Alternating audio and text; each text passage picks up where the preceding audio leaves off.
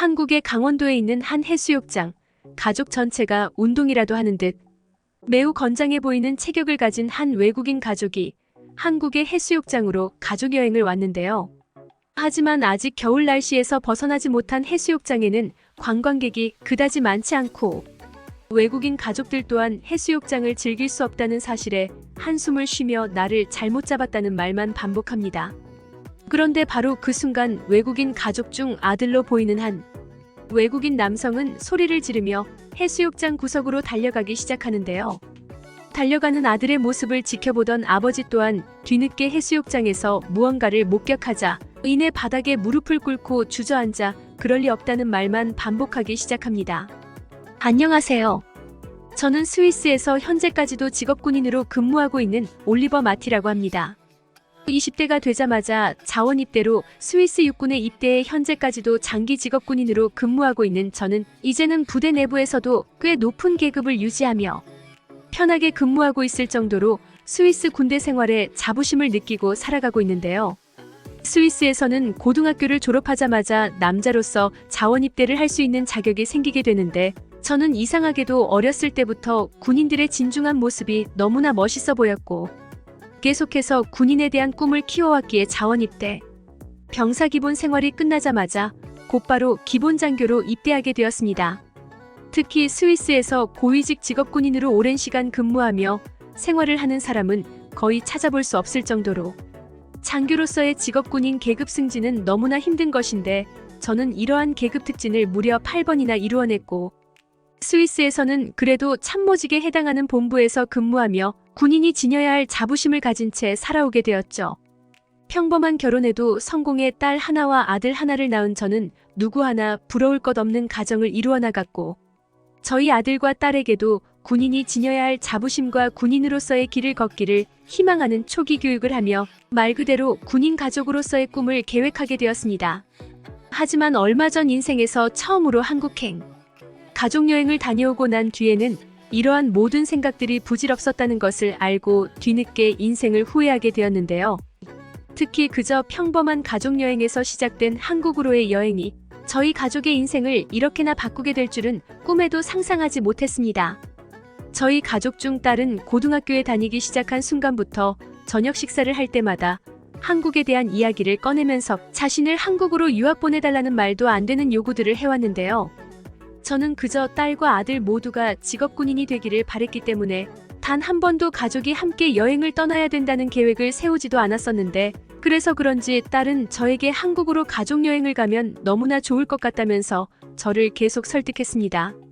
하지만 저 또한 직업군인이 되고 나서 업무차 일본으로의 짧은 출장여행을 다녀온 것이 전부였기 때문에 그것보다 후진국으로 알려진 한국으로의 출장은 그렇게 내키지 않았는데요.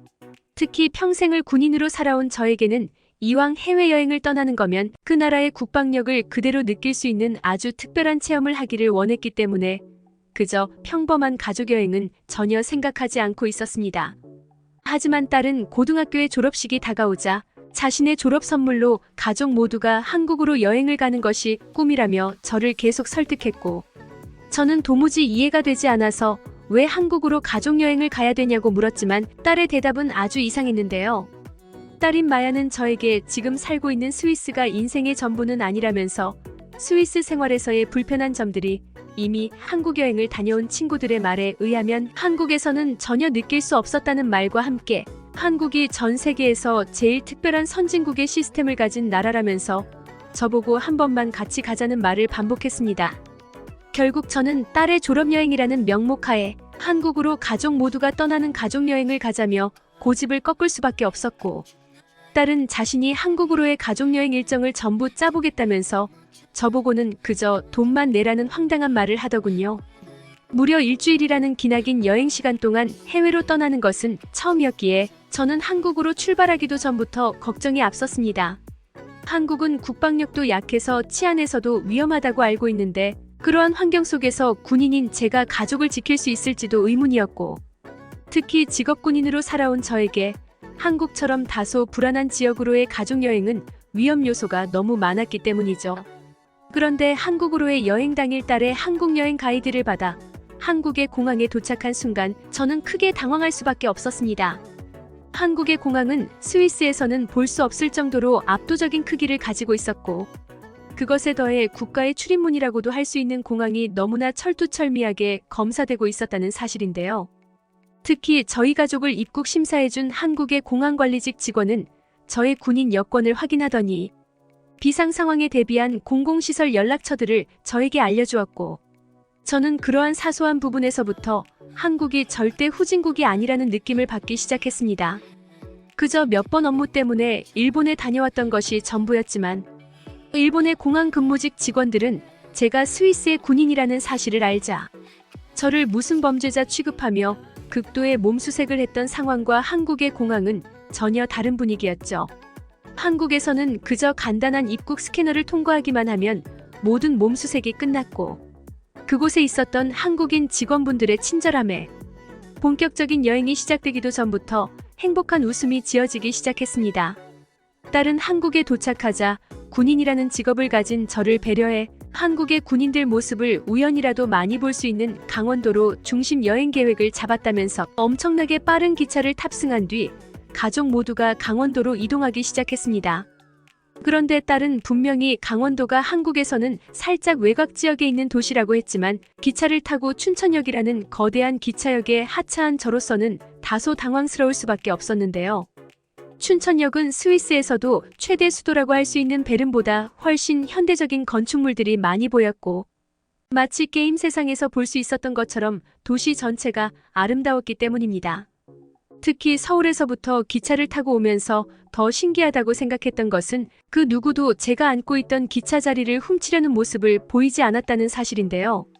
실제로 제가 꽤 오래 지내던 스위스에서는 지상철이 주요 교통수단인데, 그곳에서는 항상 지상철에 상주하고 있는 일부 범죄 조직들이 자신들이 지하철의 탑승구를 관리하고 있다면서 자리를 앉는 것과 떠나는 것에 돈을 걷어가기 일쑤였는데, 한국에서는 이러한 돈을 요구하는 사람들을 눈을 씻고 찾아봐도 전혀 볼 수 없었기 때문입니다.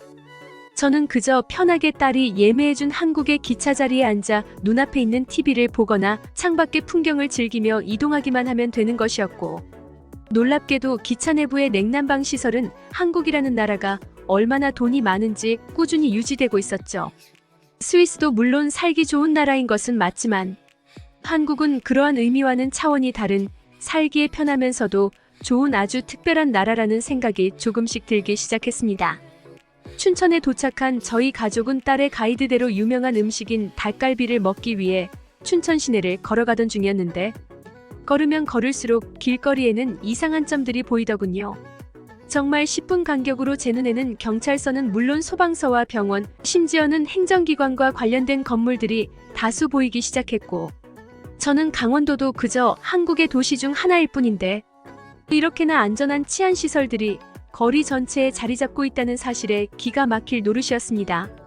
대부분의 사람들이 스위스는 그래도 다른 나라보다는 치안에 대한 사정이 조금 괜찮은 것이 아니냐는 오해를 할 수 있지만, 실제로 스위스에서 태어나고 자란 저로서는 저 스스로가 군인임에도 으슥한 밤거리를 걸을 때는 항상 사람이 그나마 제일 많은 곳으로 걸으면서도 제 소지품을 모두 손에 쥐고 걸어야 하는 수준이었는데, 한국에서는 보이는 모든 한국인들이 그저 자유롭고 편안하게 길거리를 걷고 있을 뿐이었죠.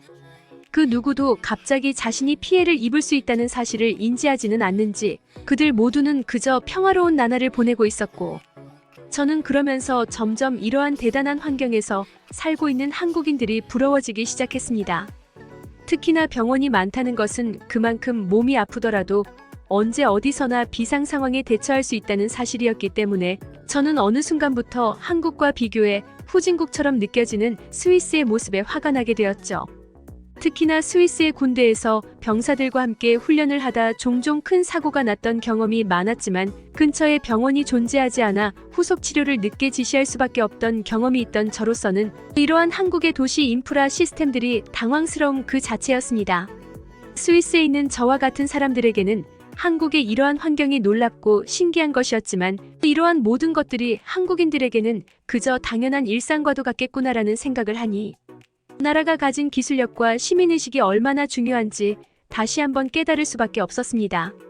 그렇게 가족들과 함께 맛있는 닭갈비를 먹고 나온 저희는 또다시 딸이 미리 계획해놓은 한국여행 가이드대로 강원도에 있는 한 해수욕장으로 이동하기 시작했습니다. 아직 겨울 날씨가 끝나지 않은 차가운 봄이었지만 딸은 한국의 강원도에서는 꼭 바다를 관광해야 된다면서 가족 전체를 이끌고 해수욕장으로 걸어가게 되었죠. 특히나 저는 드디어 한국에서 바다를 볼 수 있다는 사실에 조금씩 설레기 시작했는데요. 제가 태어난 나라인 스위스에서는 정식으로 바다가 없는 나라라는 악평의 소문이 났을 정도로 바다를 구경할 수 없는 황당한 나라였지만 한국에서는 이러한 바다를 구경하는 것이 너무나 흔한지 그저 아무런 입장료도 내지 않고 그저 걸어가기만 하면 언제 어디서나 계절에 상관없이 아름다운 바다를 볼 수 있었기 때문입니다. 저는 바다로 걸어가면서도 딸에게 몇 번이나 진짜 바다를 보는 것에 입장료를 내지도 않고 그곳에는 돈을 뜯어내려는 범죄 무리도 없다는 것이 사실이냐고 물어보았고 딸은 그러한 저의 질문에 황당하다는 웃음을 보이더니 이제 그만 스위스에서의 틀에 박힌 생각은 한국에서는 잊어달라고 하더군요.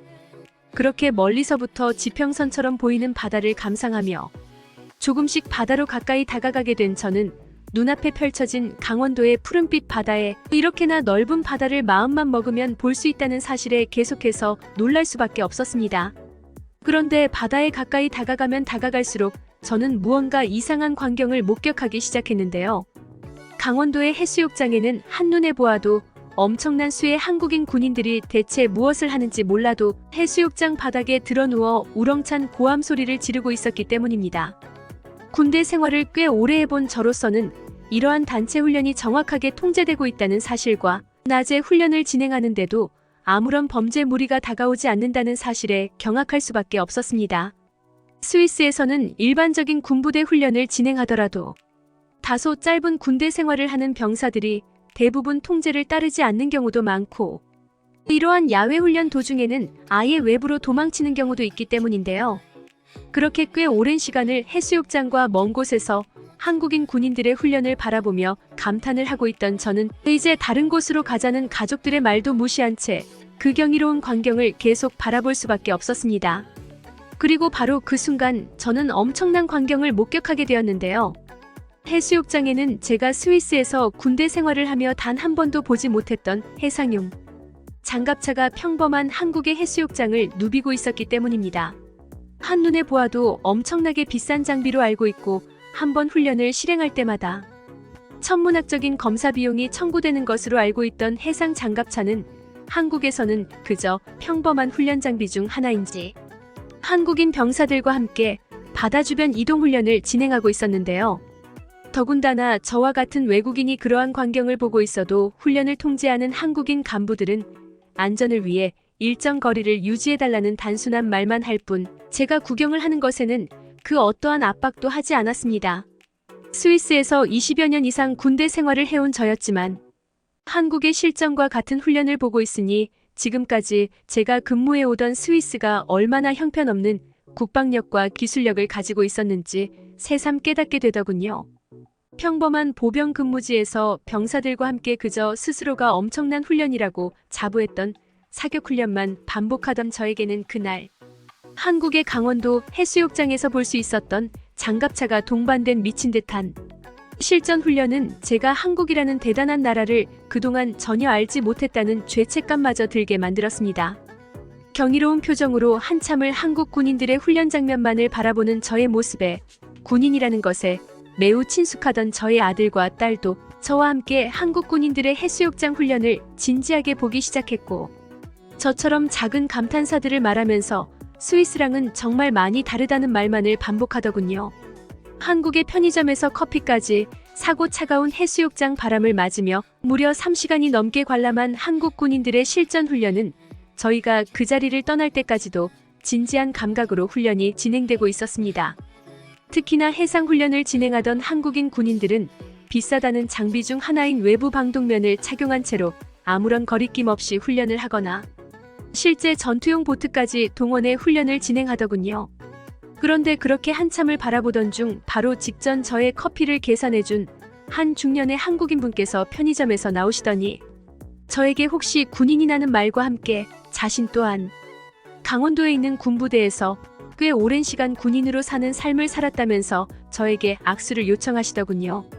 한눈에 보아도 저보다 체격이 훨씬 크고 살아있던 눈빛을 가지고 있던 그 중년의 한국인은 얼마 전 이제 또 다른 삶을 살기 위해 전역을 했다고 했고, 지금은 익숙한 부대 근처에 편의점을 차려 매일 이러한 훈련을 직접 보면서 사는 삶을 고집하고 있다고 하셨습니다. 한국말을 그렇게 잘 알지는 못했기 때문에 휴대폰을 이용해 소통하는 것에 조금은 어려움이 있었지만, 저는 아주 짧은 그와의 대화로 그가 가지고 있는 한국 군인으로서의 자부심이 얼마나 강한지 알 수 있었고, 그에 반대되는 다른 나라의 군인 훈련을 보며 감탄하고 있는 저 스스로의 모습에 알 수 없는 부끄러움을 느끼게 되었습니다. 아들과 딸도 처음에는 다른 곳으로 가자고 말을 했지만 어느 순간부터는 저보다 더 진지한 눈빛으로 한국 군인들의 해수욕장 훈련을 보고 있더군요. 그렇게 짧은 일주일의 시간 동안 강원도에서의 가족여행을 마무리 지은 저희 가족은 스위스로 돌아오는 비행기에서 새로운 삶에 대한 다짐을 가질 수 있었습니다. 그저 재밌게 놀다 오기 위한 한국으로의 가족여행이었지만, 그곳에서 마주하게 된 한국 군인들의 평범한 훈련은 저희 가족의 인생을 평범한 것이 아닌 특별한 것으로 다시 만들어주는 동기부여가 되어주었고, 저 또한 아직은 스위스의 군인 기술력이 한국군보다 한참은 모자르다는 사실에 새로운 의지마저 다질 수 있었습니다. 지금은 스위스에서 다시 군부대 생활을 하고 있지만, 저는 나중에 오랜 세월이 흘러 다시 한국에 가게 된다면 꼭 강원도의 해수욕장은 다시 한번 방문하고 싶은 마음이네요. 듣기 주셔서 감사합니다. 오늘의 영상은 이게 전부입니다. 모두가 건강하길 바랍니다.